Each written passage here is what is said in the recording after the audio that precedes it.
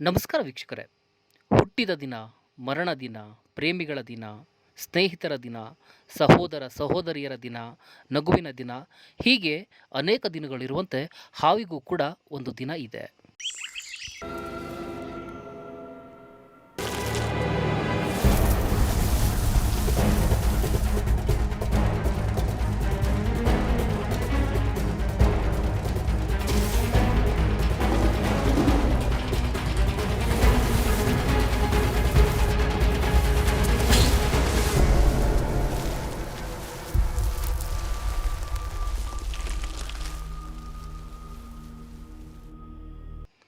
ಹೌದು, ಜುಲೈ 16 ವಿಶ್ವ ಹಾವುಗಳ ದಿನವನ್ನಾಗಿ ಆಚರಣೆ ಮಾಡಲಾಗ್ತಾ ಇದೆ. ಹಾವುಗಳ ಬಗ್ಗೆ ಜನರಲ್ಲಿ ಮನೆ ಮಾಡಿರುವಂತಹ ಭಯ ಮತ್ತು ತಪ್ಪು ಕಲ್ಪನೆಗಳನ್ನು ಹೋಗಲಾಡಿಸಲು ಜನರಲ್ಲಿ ಅರಿವನ್ನು ಮೂಡಿಸೋದಕ್ಕಾಗಿ ಈ ಹಾವಿನ ದಿನವನ್ನು ಆಚರಣೆ ಮಾಡಲಾಗ್ತಾ ಇದೆ.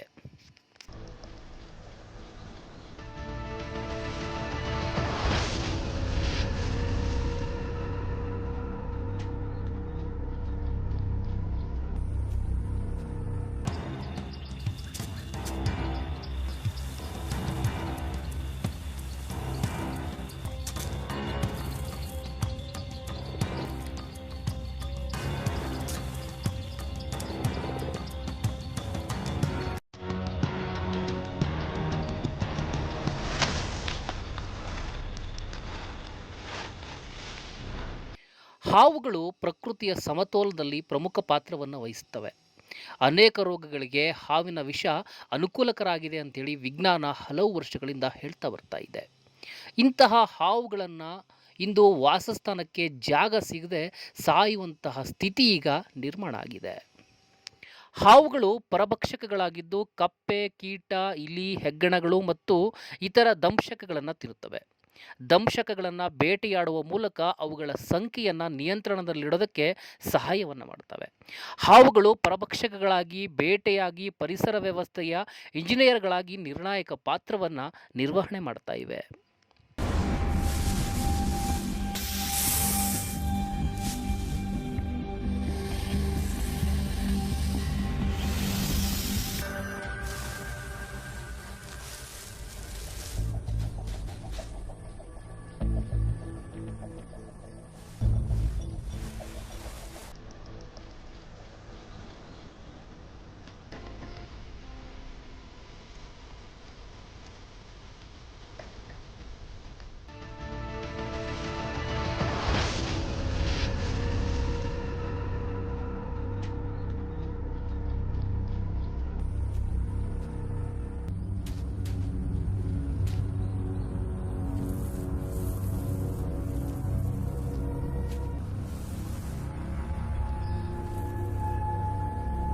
ಹಾವುಗಳ ಕುರಿತು ನಮ್ಮ ತಪ್ಪು ತಿಳುವಳಿಕೆಯಿಂದ ಬಹುತೇಕ ಹಾವುಗಳನ್ನು ನಾವು ಕೊಂದು ಹಾಕ್ತೇವೆ.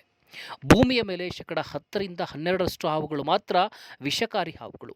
ಉಳಿದಂತೆ 90% ಹಾವುಗಳು ವಿಷರಹಿತ ಹಾವುಗಳು. ಹಾವು ಕಡಿತದಿಂದಾಗಿ 7% ಜನ ಮಾತ್ರ ಸಾಯ್ತಾರೆ. ಹಾಗಾಗಿ ಬಹುತೇಕ ಹಾವುಗಳ ಕಡಿದರೂ ಕೂಡ ಯಾವುದೇ ತೊಂದರೆ ಇಲ್ಲ ಅಂಥೇಳಿ ಅನೇಕ ಜನ ಉರಗ ತಜ್ಞರು ಹೇಳ್ತಾ ಇದ್ದಾರೆ. ಆದರೆ ಹಾವಿನ ಬಗ್ಗೆ ನಮ್ಮೊಳಗಡೆ ಇರುವಂತಹ ಭಯ ನಾವು ಸತ್ತು ಹಾವನ್ನು ಸಾಯುವಂತೆ ಮಾಡ್ತಾ ಇದೆ ಎನ್ನುವಂತಹ ಕಳವಳವನ್ನು ಉರಗ ತಜ್ಞರು ವ್ಯಕ್ತಪಡಿಸ್ತಾರೆ. ಜಾಗತಿಕವಾಗಿ ಸುಮಾರು 3600 ಜಾತಿಯ ಹಾವುಗಳಿವೆ. ಅವುಗಳಲ್ಲಿ ಭಾರತದಲ್ಲಿ ಹೆಚ್ಚು ಕಡಿಮೆ 300ಕ್ಕೂ ಹೆಚ್ಚು ಜಾತಿಯ ಹಾವುಗಳು ಕಾಣಸಿಗ್ತವೆ. ಇದರಲ್ಲಿ ಕಾಳಿಂಗ ಸರ್ಪ, ನಾಗರ ಹಾವು, ಕೆಟ್ಟ ಹಾವು, ಉರಿಬೆಂಜರೆ ಹಾವು ಅಂದರೆ ಕೊಳಕಮಂಡಲ ಅಂತ ನಾವೇನು ಕರಿತೀವಲ್ಲ, ಅದನ್ನು ವೈಜ್ಞಾನಿಕವಾಗಿ ಉರಿಬೆಂಜರಿ ಹಾವು ಅಂತೇಳಿ ಕರೀತಾರೆ. ಈ ಹಾವುಗಳ ಜೊತೆ ಉಳಿದ 8 ಜಾತಿಯ ಹಾವುಗಳು ಮಾತ್ರ ವಿಷಕಾರಿ ಹಾವುಗಳಾಗಿದ್ದಾವೆ. ಉಪದ್ರವ ಇಲ್ಲದೆ ಯಾವುದೇ ಹಾವು ಕಚ್ಚೋದಿಲ್ಲ ಅನ್ನುವಂತಹ ಜ್ಞಾನವನ್ನು ಜನ ಅರ್ಥವನ್ನು ಮಾಡ್ಕೊಳ್ಬೇಕಾಗಿದೆ. ಅಂದರೆ ಹಾವಿನ ಪಾಡಿಗೆ ಹಾವನ್ನು ಬಿಟ್ಟರೆ, ಅದಕ್ಕೆ ಯಾವುದೇ ತೊಂದರೆಯನ್ನು ನಾವು ಕೊಡದೇ ಹೋದರೆ ಹಾವು ಕೂಡ ನಮಗೆ ಯಾವುದೇ ರೀತಿಯಾಗಿರ್ತಕ್ಕಂತಹ ತೊಂದರೆಯನ್ನು ಕೊಡೋದಿಲ್ಲ ಎನ್ನುವಂತಹ ಜ್ಞಾನ, ಅರಿವು ಜನರಿಗೆ ಬರಬೇಕಾಗಿದೆ.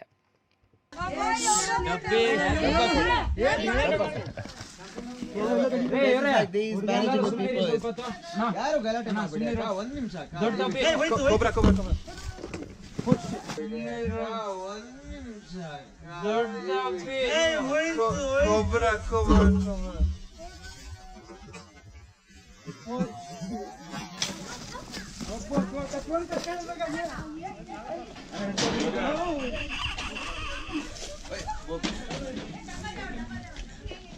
register the stretch in my legs. Let's check this side move. ಇತ್ತೀಚಿನ ವರ್ಷಗಳಲ್ಲಿ ಒಂದು ಖುಷಿಯ ವಿಚಾರ ಏನು ಅಂತ ಹೇಳಿದರೆ, ಹೆಚ್ಚಿನ ಜನರು ಹಾವುಗಳನ್ನು ಸಂರಕ್ಷಣೆ ಮಾಡೋದಕ್ಕೆ ಕೆಲಸದಲ್ಲಿ ತೊಡಗಿರುವಂಥದ್ದು ಮತ್ತು ಉತ್ಸಾಹಕರಾಗಿರುವಂಥದ್ದು. ಅದರಲ್ಲೂ ಅನೇಕ ಜನ ಯುವಕರು ಉರಗ ತಜ್ಞರಾಗ್ತಾ ಇರುವಂಥದ್ದು ಮತ್ತು ಉರಗ ಸಂರಕ್ಷಣೆಗಾಗಿ ಅವರು ಮುಂದೆ ಬರ್ತಾ ಇರುವಂಥದ್ದು ಆಶಾದಾಯಕರವಾಗಿರತಕ್ಕಂತಹ ಬೆಳವಣಿಗೆಯಾಗಿದೆ. ಆಧುನಿಕ ತಂತ್ರಜ್ಞಾನವನ್ನು ಸಾಧನವನ್ನಾಗಿ ಬಳಸಿಕೊಂಡು ಹಾವುಗಳನ್ನು ಸಂರಕ್ಷಣೆ ಮಾಡೋದರಲ್ಲಿ ಅವರು ಪ್ರಮುಖ ಪಾತ್ರವನ್ನು ವಹಿಸ್ತಾ ಇದ್ದಾರೆ. ಇದು ಒಂದಿಷ್ಟು ಹೊಸ ಬದಲಾವಣೆಗೆ ಕಾರಣ ಆಗಿದೆ. ಆದರೆ ಹಾವುಗಳ ಮಹತ್ವ ಮತ್ತು ಸಂರಕ್ಷಣೆ ಕುರಿತು ಇನ್ನಷ್ಟು ಜಾಗೃತಿಯ ಕಾರ್ಯಕ್ರಮಗಳು ಹಳ್ಳಿಗಳಲ್ಲಿ ಎಲ್ಲ ಪ್ರದೇಶಗಳಲ್ಲಿ ನಡೆಯುವಂತಹ ಕೆಲಸ ಮಾಡಬೇಕಾಗಿದೆ. ಪ್ರತಿ ವ್ಯಕ್ತಿಗೂ ಕೂಡ ಹಾವಿನ ಬಗ್ಗೆ ತಿಳುವಳಿಕೆಯನ್ನು ಕೊಡುವಂತಹ ಕೆಲಸವನ್ನು ಸರ್ಕಾರಗಳು, ಉರಗ ತಜ್ಞರು ಮತ್ತು ಉರಗ ಪ್ರೇಮಿಗಳು ಕೂಡ ಕೊಡುವಂತಹ ಕೆಲಸವನ್ನು ಮಾಡಬೇಕಾಗಿದೆ. ಆಗ ಮಾತ್ರ ಜೀವ ವೈವಿಧ್ಯತೆ ಮತ್ತು ಆಹಾರ ಸರಪಳಿಯನ್ನು ಕಾಪಾಡೋದಕ್ಕೆ ಸಾಧ್ಯ ಎನ್ನುವಂಥದ್ದನ್ನು ನಾವೆಲ್ಲರೂ ಕೂಡ ಅರ್ಥವನ್ನು ಮಾಡಿಕೊಳ್ಬೇಕಾಗಿದೆ. ಇಂತಹದ್ದೇ ವಿಸ್ಮಯ ಸುದ್ದಿಯೊಂದಿಗೆ ಮತ್ತೆ ಭೇಟಿಯಾಗೋಣ. ವಸ್ತುನಿಷ್ಠ ವಿಶ್ಲೇಷಣೆಗಾಗಿ ಜನಶಕ್ತಿ ಮೀಡಿಯಾ ನೋಡ್ತಾ ಇರಿ.